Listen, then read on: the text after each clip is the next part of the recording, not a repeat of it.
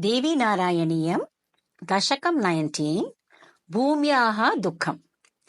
पुरातरा दुर्जनभारदीना समं सुरभ्या विबुधैश्च देवी विधिं समेत्य स्वदशामुवाच स चानयत् क्षीरपयोनिधिं तान्।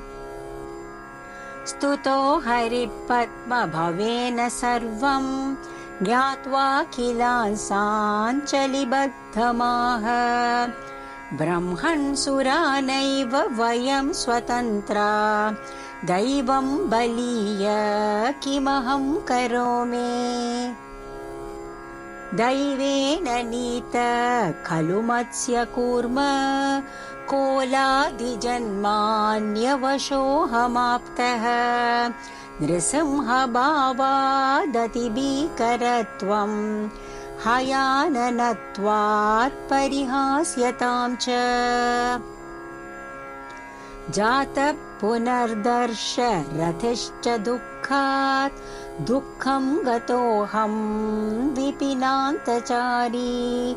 राज्यं च नष्टं दयिता हृता मे पिता मृतोहा प्लवगा सहायाः। कृत्वा रणं भीममरिं निहत्य पत्नीं च राज्यं च पुनर्गृहीत्वा दुष्टापवादेन पतिव्रतां तां विहाय दुर्यशसाभिषिक्तः।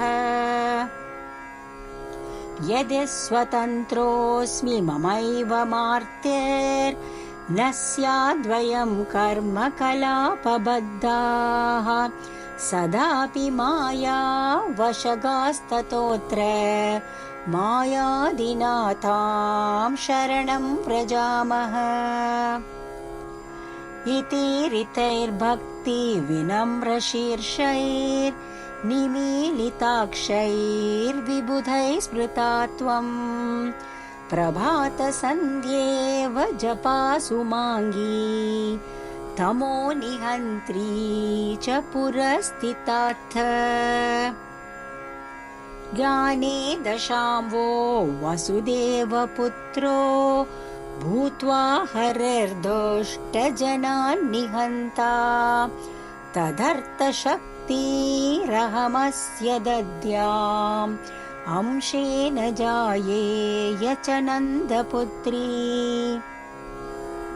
यूयं च साहाय्यममुष्य कर्तुम् अंशेन देवा दयिता समेताः।